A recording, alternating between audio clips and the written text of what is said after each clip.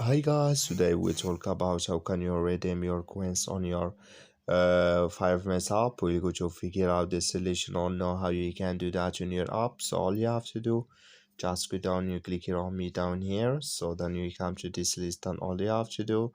So you just click here on coin balance here.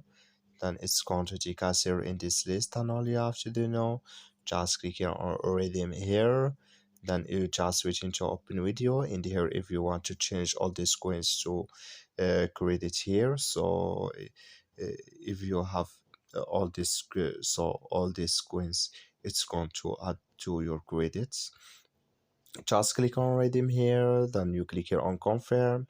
So then here add your phone number and they will send to you code added here, and you click here on confirm. Then it's going to change with you to credit on your 5 mils app. That's all you have to do. Thank you for watching. Don't forget to support us by liking and subscribe.